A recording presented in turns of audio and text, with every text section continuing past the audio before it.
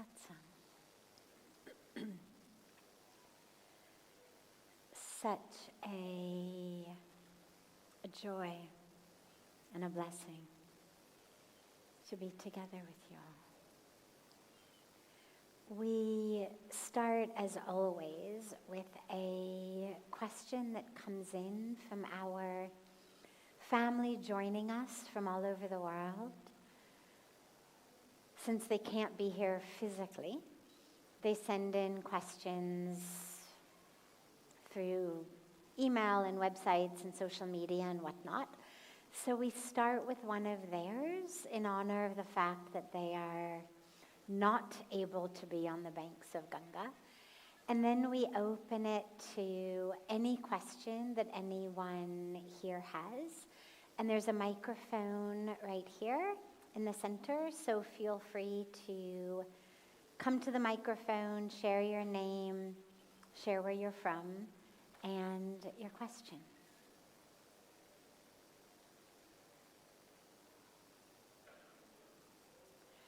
I'm doing sadhana, but I still feel very aggressive when I see wrong things before me. Why does everything still trigger me so much?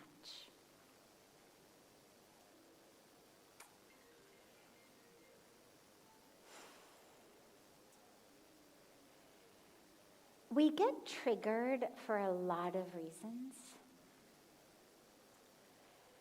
And on the one hand, sadhana is the answer to everything. Whatever you're suffering from, meditate more. And yet, there are some triggers that some things in addition to sadhana can help. So, for example, one of the reasons that we get triggered is due to wounds that we have, frequently from early childhood times, that haven't yet been healed, that we haven't dealt with. And so you'll see situations where, for example, 10 people are in a room or at a dining table, and one person says something. And out of the 10 people, 1 or 2 of them are totally triggered, like, oh my God, I can't believe that. They can't eat their food, they're worked up, like, who does that person think they are? A couple of them didn't even notice, they're like, huh, what, who said what?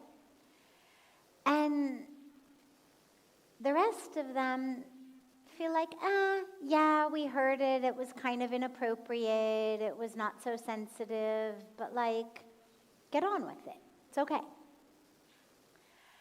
And it's very similar to physical immunity. 10 people in a room, 1 person's sick, sneezes, coughs. Out of that, you're going to end up with, 1 or 2 who end up with a flu that knocks them out for 2 weeks. 1 or 2 to whom nothing happens, like there never was a sneeze at all. And, a few in the middle who feel like they're fighting something off for a couple of days, but they're fine. Based on our physical immunities. And we know how many different things go into our physical immunities. How well did we sleep the night before? Have we had fresh air, sunshine? Are we hydrated? Like, how's our nutrient level? How's our mental health? So much goes into our immunity. Are we struggling from something? Are we immunocompromised?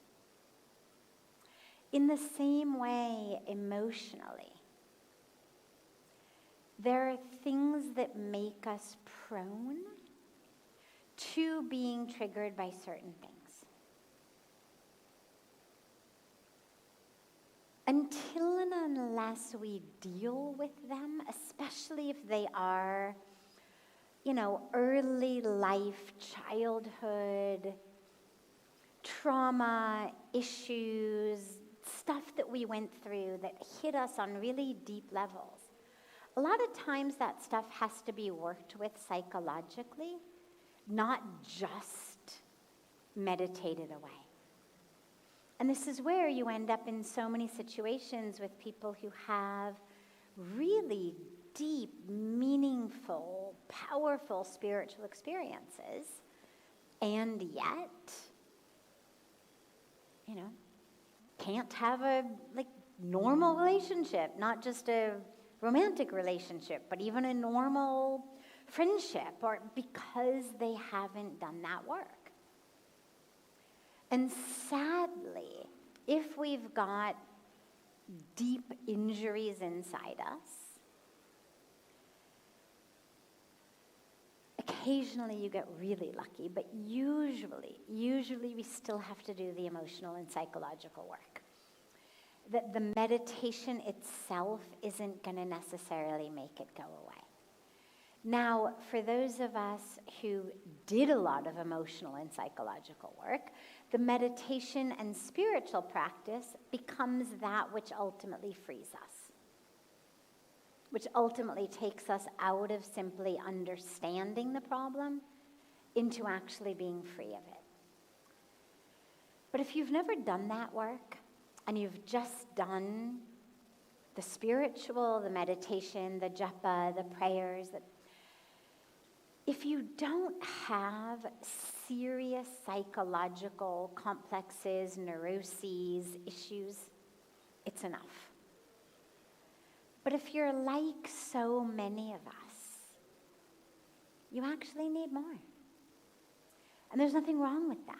It just means, this particular type of thing keeps triggering me. Let me look at why. And then let me deal with that. Let me heal that so that I'm no longer triggered. But the other aspect is sometimes we get a lot of spiritual arrogance. And the meditation that we do sometimes, in addition to the beautiful internal experiences we have, can give us this sense of spiritual arrogance, of I'm so far beyond these people. And then in a paradoxical way, we find ourselves more irritated and more triggered by people who are not what we've deemed to be spiritual enough. And that's a really good sign that you need more spiritual work. It's a really good sign that, yes, you may have had some great meditation experiences. Yes, you may have had some powerful realizations. But if there's ego in you around that, if there's arrogance in you around that, if doing your meditation makes you less tolerant of people who don't meditate, it means meditate more. It is something that we see in so much of the world. Ex-smokers are the ones who are the worst to people who are still smoking. Anybody who has given up a bad habit, whatever it may be, are the ones who seem the least tolerant of those who still have the habit. And so spiritually, as you start getting up in the morning, you start meditating, it's like, oh my God, I can't believe it. 7 o'clock in the morning I called him and he was still asleep. Doesn't he know? Doesn't he know we've got spiritual places to go? And we get really judgmental. We get triggered and we get really judgmental. And it's just something to be aware of. It's all your internal process. Just watch it, notice it. Look at how arrogant my spirituality has made me. And you see it. You see it in spiritual circles. Oh my God, I'm so much more humble than she is. Right? And if you can laugh at it, it's great, because it's just the human condition revealing itself. It's just yes, you've had darshan of the divine, you've had a powerful spiritual experience, and here you are still human. And isn't that fun? And then you go deeper. And every time you have that thought of, I'm so much more humble than this person is, or I'm so much more spiritual than that person is, or you just, I just giggle at myself. I'm like, wow. Like the layers of the human psyche. And you just notice it. You get curious about it. And you don't let it make you stuck, but you also don't give in to believing it. And it just sends you deeper and deeper into meditation. So based on what it is that's triggering you, either you need to just meditate more, or you need to actually do some psychological work. But in both cases, the work is in you, not in how you can fix the people around you. Our spiritual work is always inside. Yeah, great question to start with. Other questions? Yes, of course, please, come.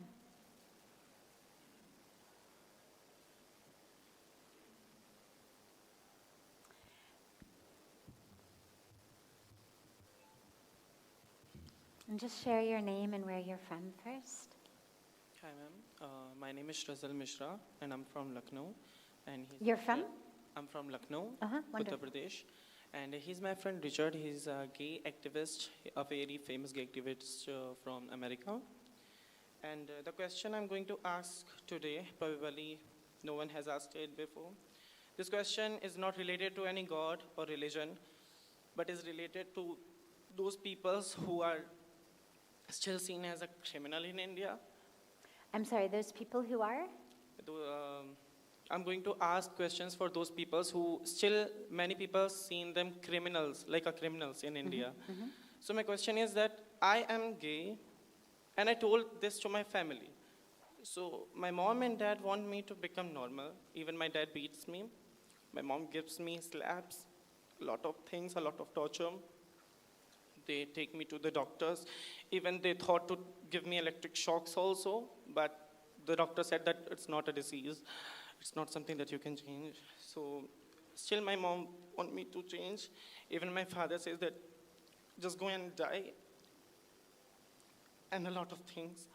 So I tried a lot to give my best to change as a straight man, but I'm not able to do it.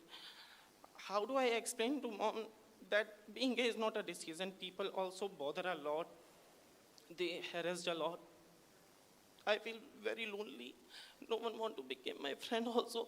I don't even have a single friend. This is my first friend who I have in my life. And what would you like to say to today's generation so that they can fix it? Would you come sit here with me?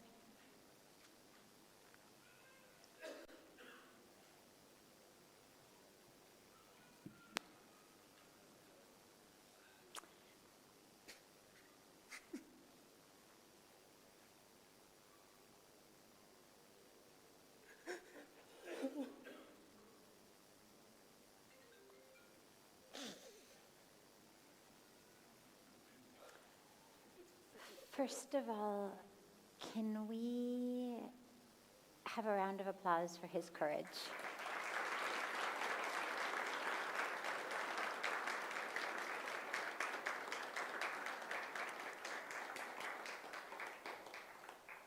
Hey, I need one also. Thanks.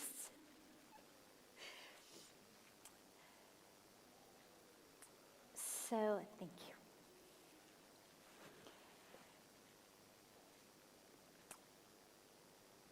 So first of all, let's start with facts and then get into experience.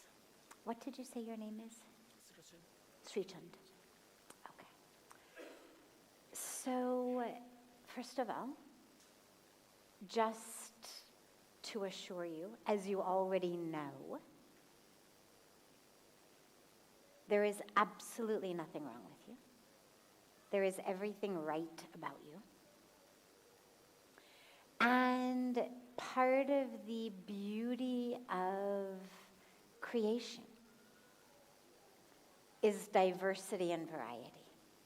And like every flower in a garden is different, so are all human beings different. And it's what makes us so rich as a creation. Who would want every single flower to be the same? Who would want every single fruit to be the same? Sadly, we seem as a species to deem some differences okay, like you have dark hair, I have lighter hair, she has even lighter hair. We seem to deem some differences okay and some differences not okay.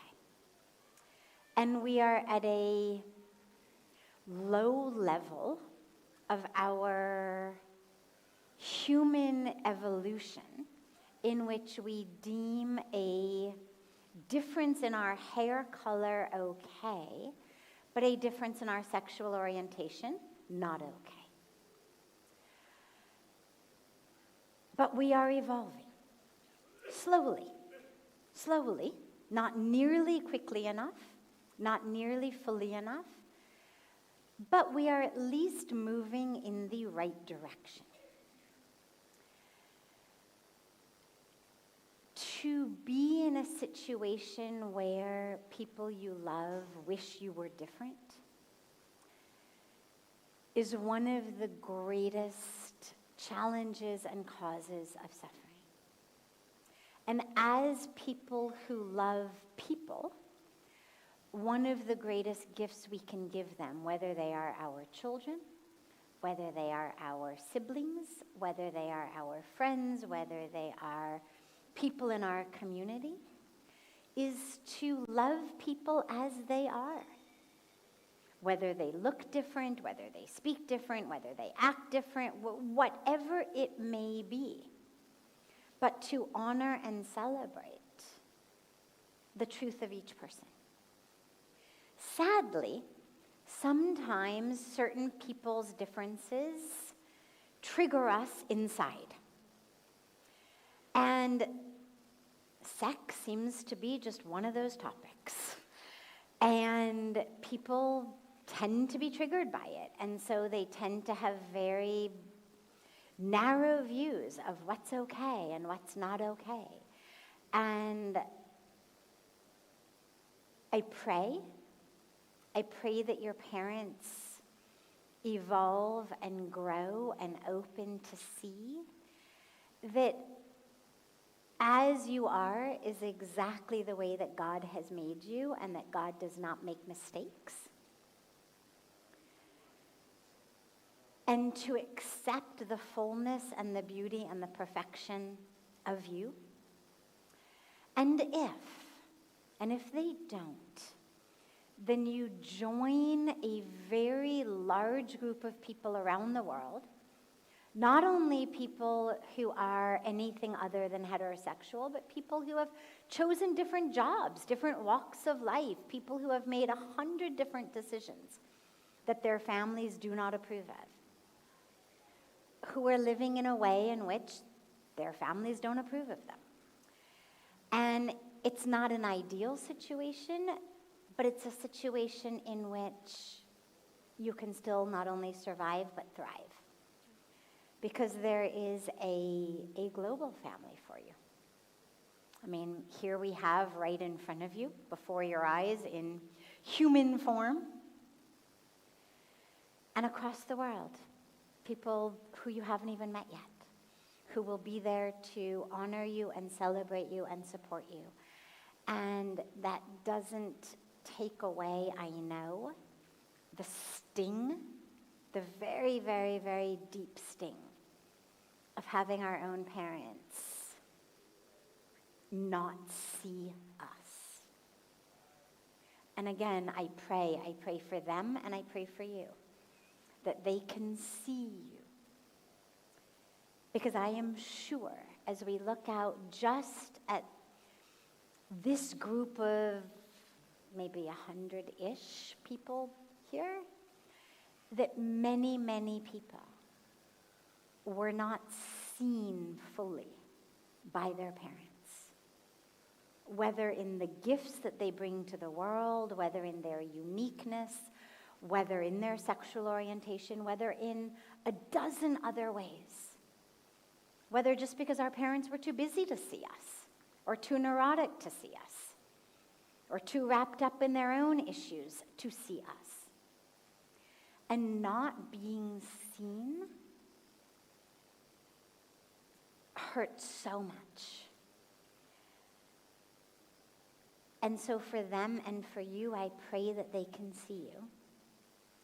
But I also want to assure you that just because they can't see you doesn't mean that you exist less, and it doesn't mean that you are not visible.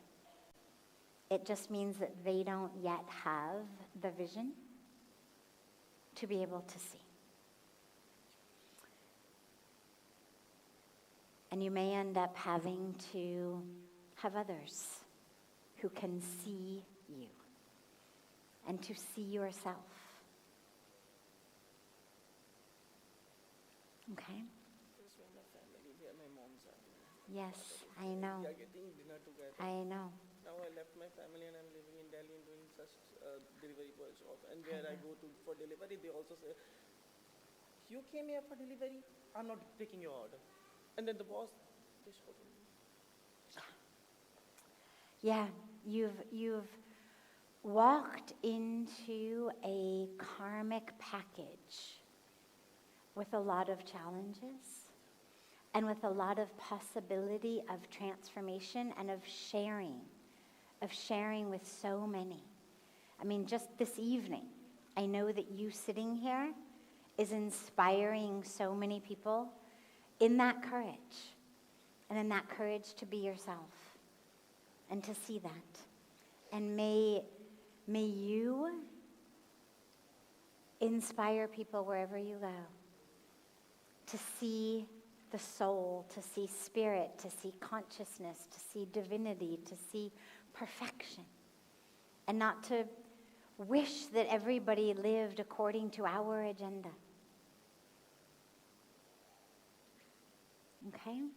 But there is nothing wrong in you, I promise you. I promise you. 100%, 200%. God did not fall asleep. Yes.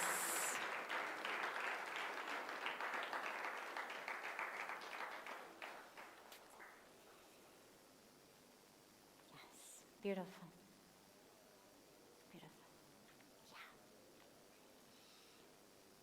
Other questions? Yeah, please come.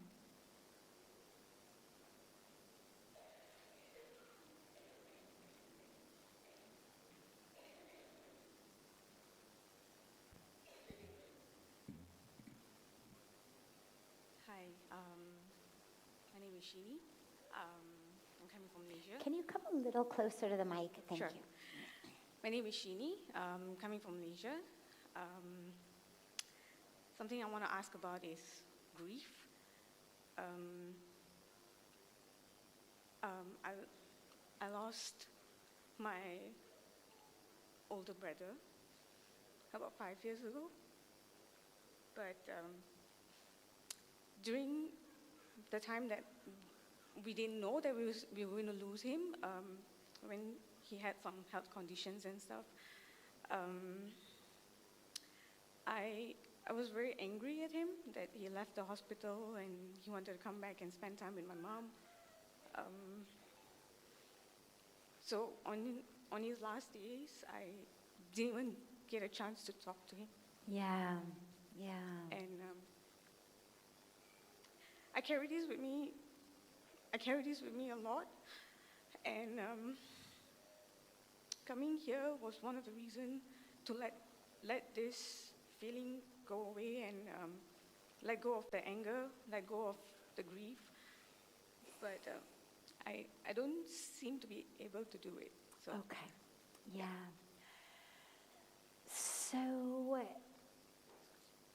anger is something that you definitely want to be able to let go of, and I'll come back to that.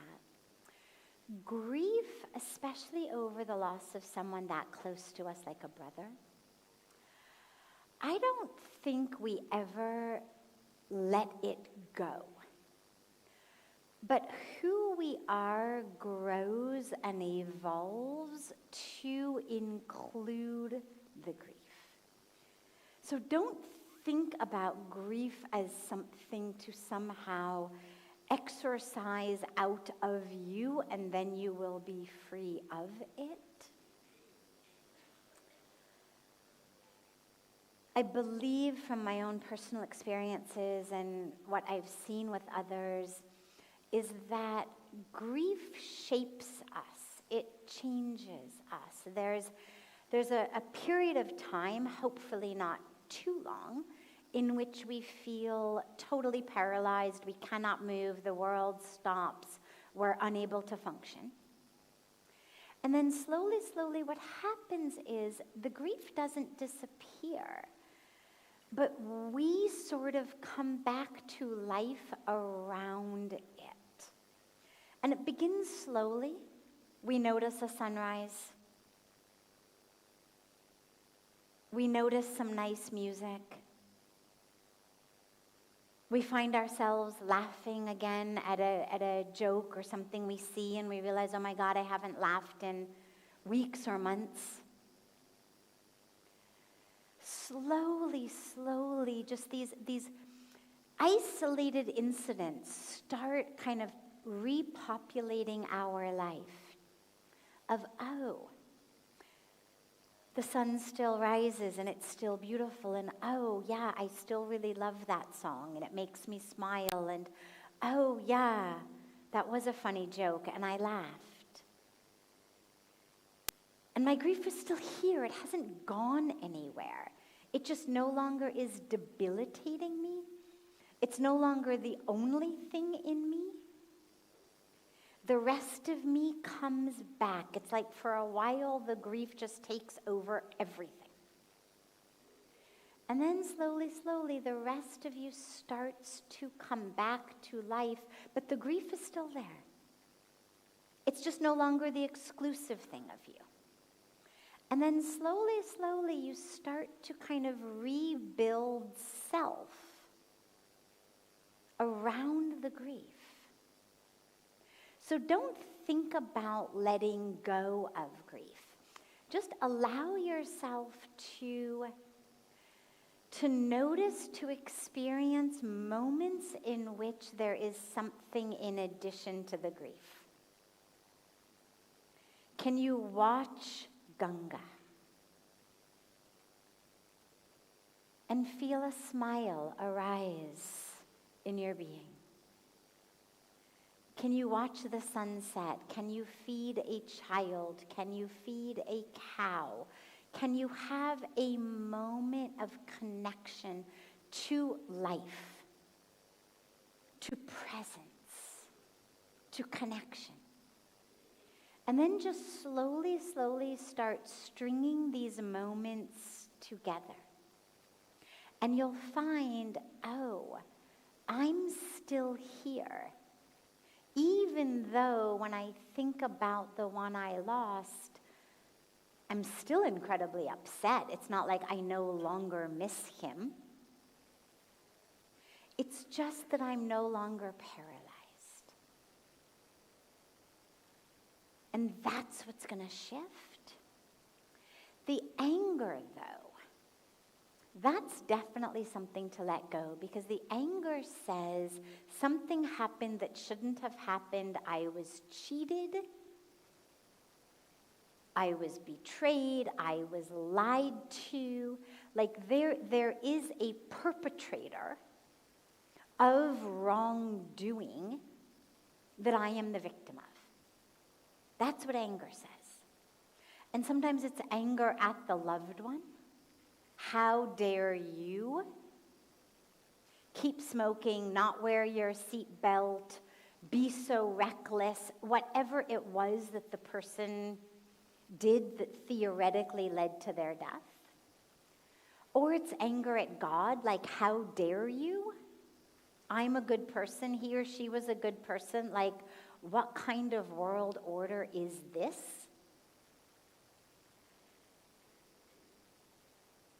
None of that anger is helpful. It actually prevents us from healing the grief because it diverts our attention from the real experience, which is pain and sadness and grief. And anger is just kind of the defense mechanism. Be angry than to be grief-stricken. It's easier to yell or, give God the silent treatment than it is to deal with the pain that we feel. So let the anger go. Recognize that there was not a colossal injustice done to you. That it's nobody's fault. That it just is. And that if you believe in the law of karma and you believe in destiny and you believe in this whole cycle, that it not only is, but it is exactly as it needed to be in this law of nature. And then allow yourself to simply have your response to this expression of the law of nature, which is grief. But don't give yourself for too long. I mean, anger is definitely a part of the grief cycle. The fact that it's there temporarily is fine, but don't hold on to the anger for too long because it prevents you from moving through the rest of the process. Good. Yeah, of course. Any other questions?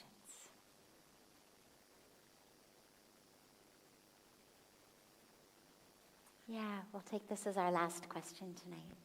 Sorry, it's a follow-up question from grief, actually. Okay. I'm Namrita, I'm from Malaysia as well.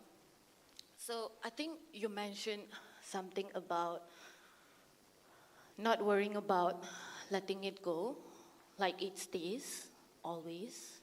I think I've moved past that anger stage, but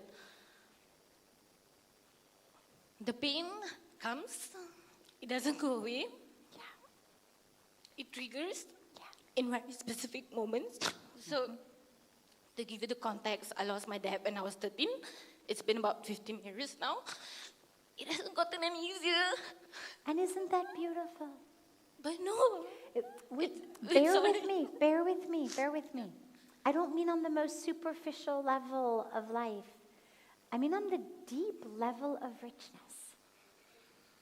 Isn't it beautiful how much you still love him? Isn't it beautiful how things will still remind you of him? Your life is not paralyzed. As you said, you're moving through it, you've moved on. We don't have the time right now, but if we did and we went through all of what's happened over the last 10 or 15 years, we'd see so much blossoming growth, joy, love, achievement on so many levels.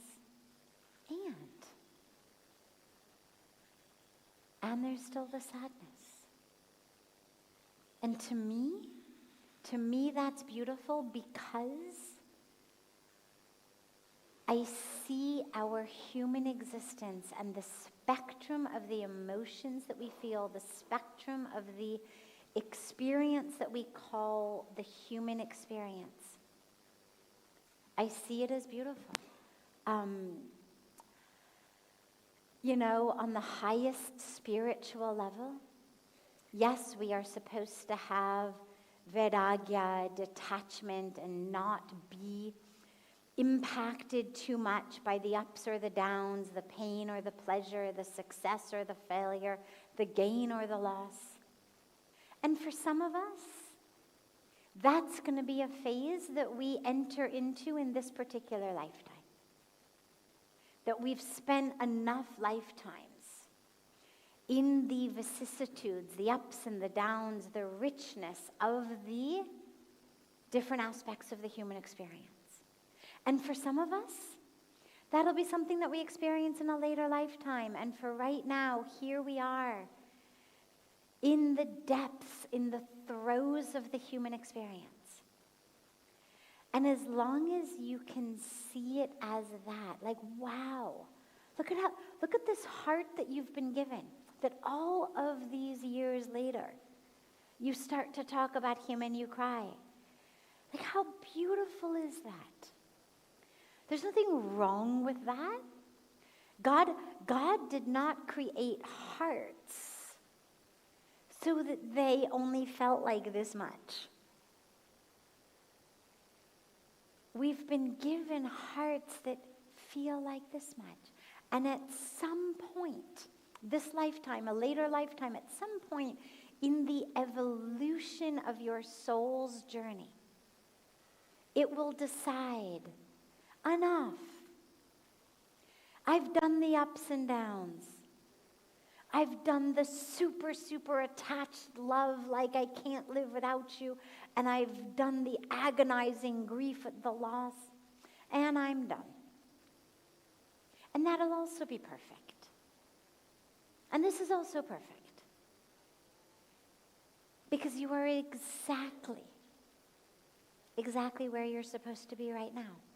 And suppressing it, repressing it, denying it, pushing it away, which I have to imagine you've tried over the years, it doesn't work. Sorry, I have one continuous Of question course, to sure, that. sure. So how do I make peace with him not being around? So example, right? It hits when you go to your friend's wedding and you see the dad is there in all the functions, fulfilling all the responsibilities, and then you realize, hey, you're never going to have that moment in yours. Or... Yeah. So here's how you make peace with that. It's a process that you could put under the umbrella of Gyan Yoga. How do we make peace with, he's not here, my friend's father is there at her wedding, giving her away, my father is not there? It's a process of deep introspection and awareness of the package deal of each of our lives. And one way, there's 100 ways of making peace with it. One way is go to a leper's colony. Many of them still exist in India, especially with children. See people without arms or legs. Go to a hospital. See people who can't breathe on their own. And allow yourself as you walk through those places to be aware of. I have both my legs. I have both my arms. I can breathe on my own. And they can't.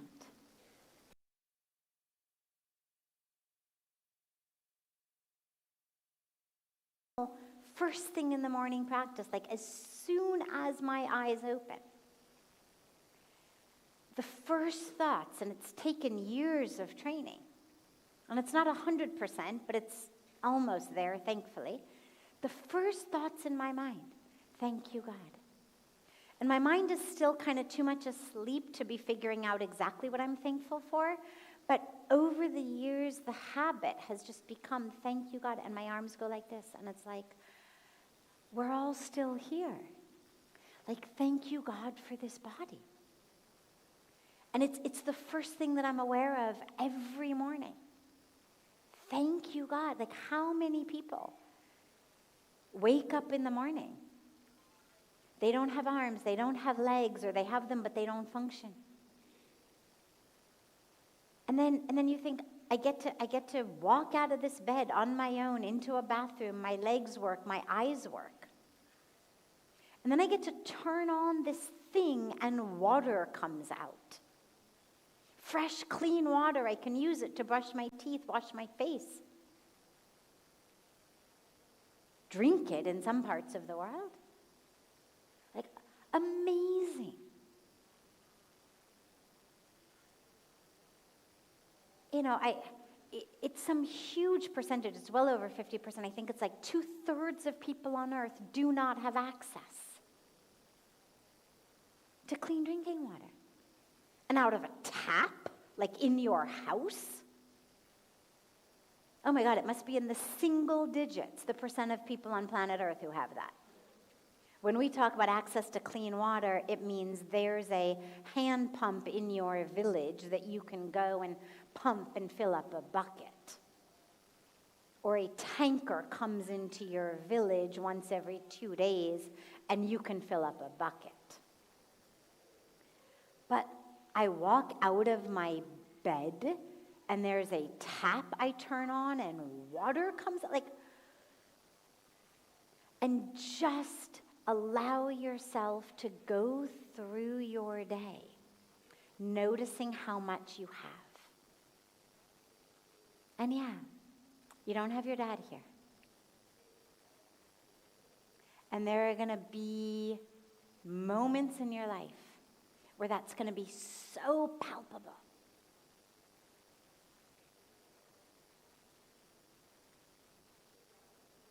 Sri Chand has them, and they don't see him, they don't approve. Right? I mean, here we are, just a few people gathered together. And what do we see? The different ways that each of us is blessed, and the different ways that each of us is challenged. The different package deals that each of us has been given in this life. But it's so easy to say, oh my God, this is where I got ripped off. Like, her dad is there at her wedding, mine isn't. But real life is about realizing not only where did I get ripped off, but like, oh my God, where have I been so blessed? And fill your life with experiences, people, places, social media feeds, like whatever it is that just reminds you all the time of how blessed you are. Let that be your practice. And are you going to miss your dad at these important moments of your life? Of course.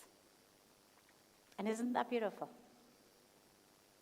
And when you miss him, be grateful that you've been given such a beautiful heart.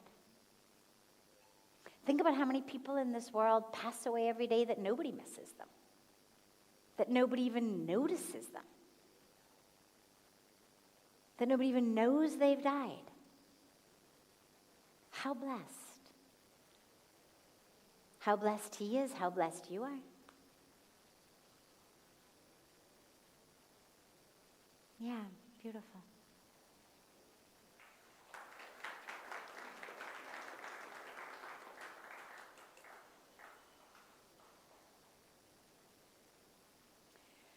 Have a beautiful, beautiful rest of your evening, everyone. A beautiful morning and day to our family joining us online. And I look so forward to seeing you tomorrow.